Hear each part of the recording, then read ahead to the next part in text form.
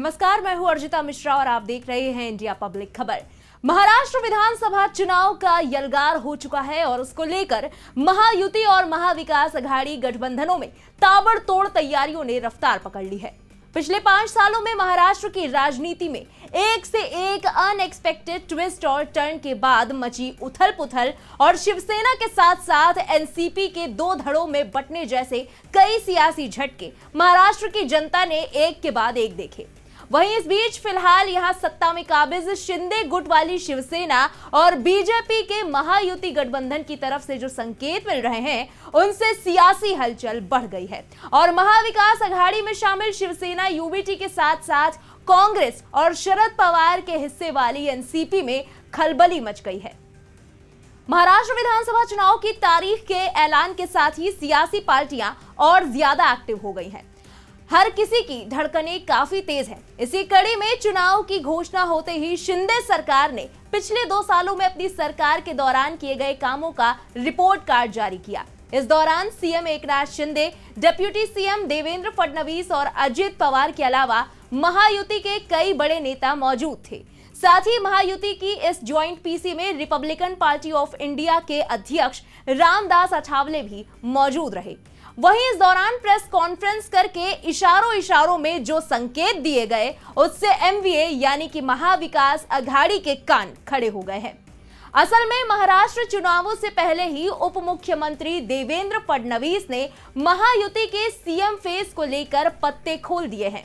Press conference के दौरान जब देवेंद्र फडणवीस से पूछा गया कि आगामी चुनाव में महायुति, जो कि महाराष्ट्र में एनडीए गठबंधन है, उसका सीएम फेस कौन होगा, तो इस सवाल का जवाब देते हुए देवेंद्र फडणवीस ने कहा कि हमारे मुख्यमंत्री तो यहीं बैठे हैं।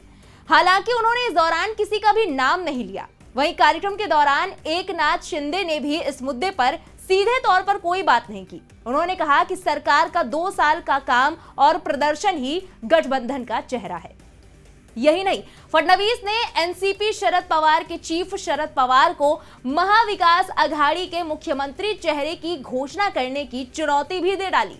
फडणवीस ने कहा कि हमें मुख्यमंत्री के चेहरे की घोषणा करने की जरूरत नहीं है, हमारे मुख्यमंत्री यहां बैठे हैं। महाविकास अघाड़ी मुख्यमंत्री के चेहरे की घोषणा नहीं कर रही है क्योंकि उन्हें नहीं लगता कि उनका मुख्यमंत्री चुनाव के बाद आ सकता है। मैं पवार साहब को अपना चेहरा घोषित करने की चुनौती देता हूं।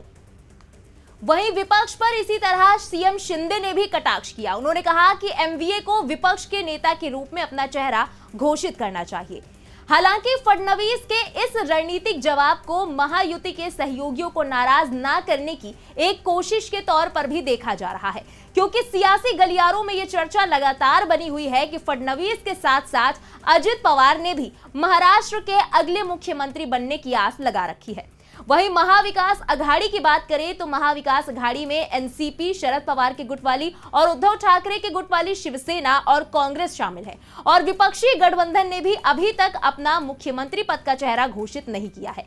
इस हफ्ते की शुरुआत में उद्धव ठाकरे ने यह कहकर इस सवाल को टाल दिया था कि अगर महायुति गठबंधन ऐसा करता है तो एमवीए भी अपना चेहरा घोषित कर देगा। शरद पवार ने भी कई मौकों पर कहा कि गठबंधन का मुख्यमंत्री पद का चेहरा इस बात पर आधारित होगा कि कौन सी पार्टी चुनाव में सबसे ज्यादा सीटें जीतती है।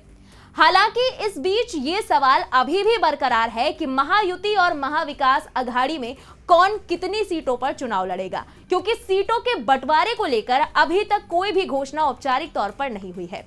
हालांकि मीडिया रिपोर्ट्स के मुताबिक महायुति में शामिल बीजेपी सबसे ज्यादा सीटों पर चुनाव लड़ सकती है। 288 विधानसभा सीटों में से बीजेपी 145 से 155 सीटों पर अपने प्रत्याशी उतार सकती है। वहीं मुख्यमंत्री एकनाथ शिंदे के गुट वाली शिवसेना 85 से 90 और अजित पवार की एनसीपी 50 से 55 सीटों पर चुनाव लड़ सकती है। साथ ही सीट शेयरिंग में महायुति के सहयोगी रामदास अठावले की पार्टी को 10 से 12 सीटें मिलने की उम्मीदें जताई जा रही हैं। इसके अलावा महाविकास अघाड़ी के संभावित समीकरण की बात करें तो कांग्रेस और उद्धव ठाकरे की शिवसेना बराबर सीटों पर प्रत्याशी उतार सकती है। हालांकि राज्य में लोकसभा चुनाव में शानदार प्रदर्शन से एक्साइटेड कांग्रेस बड़ा भाई बनने की कोशिश में है और 115 सीटों पर लड़ना चाहती है, लेकिन शिवसेना यूबीटी कांग्रेस को बड़ा भाई बनाने के लिए तैयार नहीं है। ऐसे में कहा जा रहा है कि कांग्रेस 100 से 110, शिवसेना यूबीटी 100 से 110 और शरद पवार की एनसीपी 80 से 85 सीटों पर चुनाव लड़ सकती है।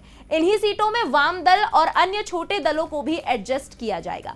हालांकि अब चुनाव की तारीखों का ऐलान हो ही चुका है, तो उम्मीद है कि दोनों ही गठबंधन जल्द ही सीट बंटवारे को लेकर ऑफिशियल ऐलान कर सकते हैं। 2019 में हुए पिछले विधानसभा चुनाव पर नजर डालें तो यहां बीजेपी 162 सीटों पर चुनाव लड़ी थी और उसे 105 सीटों पर जीत हासिल हुई थी। शिवसेना ने 124 सीटों पर उम्मीदवार उतारे थे और 56 सीटें उसे मिली थी। लेकिन इस बार समीकरण बदले हुए हैं। शिवसेना 2 धड़ों में बंट चुकी है। वहीं एनसीपी ने 2019 के चुनाव में 121 सीटों पर उम्मीदवार उतारे थे, उसे 54 सीटों पर जीत मिली थी और एनसीपी में भी 2 फाड़ हो चुके हैं। इसके अलावा 2019 के विधानसभा चुनाव में एनसीपी कांग्रेस के साथ गठबंधन करके चुनाव लड़ी थी। तब कांग्रेस 147 सीटों पर चुनाव लड़ी और 44 सीटों पर उसे जीत हासिल हुई। अब फडणवीस ने तो इधर इशारों में सीएम फेस को लेकर दांव चल दिया। लेकिन बात करें एमवीए के सीएम फेस की, तो सवाल है कि क्या उद्धव ठाकरे सीएम से कम ओहदे पर मानेंगे? क्योंकि जिस तरह डिप्टी सीएम देवेंद्र फडणवीस ने मुख्यमंत्री एकनाथ शिंदे को इनडायरेक्टली सीएम फेस कह दिया है, क्या उससे महायुति को माइलेज नहीं मिल जाएगा? जाहिर है कि अगर एकनाथ शिंदे के नेतृत्व में महायुति विधानसभा चुनाव लड़ती है तो उसका मुकाबला उद्धव ठाकरे ही शायद सबसे बेहतर तरीके से कर सकेंगे। दूसरी बात यह भी है कि क्या उद्धव ठाकरे इतनी आसानी से हार मानने वाले हैं? चुनाव समाप्त होने के बाद अगर एमवीए को अधिक सीट मिलती है तो वैसे भी सीएम से कम वो किसी भी बात पर राजी नहीं होने वाले। इससे पहले भी 2019 में वो अपना ये रंग दिखा चुके हैं। ऐसे में महाराष्ट्र में इंडिया गठबंधन के लिए सबसे पहली चुनौती महाविकास अघाड़ी गठबंधन में सीटों के बंटवारे को लेकर सहमति बनाना है। एमवीए के 3 घटक कांग्रेस, शिवसेना यूबीटी और शरद पवार के नेतृत्व वाली एनसीपी मिलकर भाजपा, शिवसेना और एनसीपी सरकार को सत्ता से बाहर करने की उम्मीद कर रहे हैं। क्योंकि लोकसभा चुनावों में गठबंधन ने उम्मीद से बेहतर प्रदर्शन किया था, क्योंकि लोकसभा चुनावों में कांग्रेस ने महाराष्ट्र में सबसे अच्छा प्रदर्शन किया था, इसलिए विधानसभा चुनावों में उसकी नजर ज्यादा सीटों पर है। एनसीपी और शिवसेना यूबीटी भी सौदेबाजी करने के मूड में है। दूसरी ओर हरियाणा और जम्मू विधानसभा चुनावों में हाल ही में जो परिणाम आए और कांग्रेस के कॉन्फिडेंस को हिलाकर रख दिया, तो वजह यह भी है कि कांग्रेस शायद अभी सौदेबाजी के मूड में नहीं है और कदम फूंक फूंक कर रखना चाह रही है।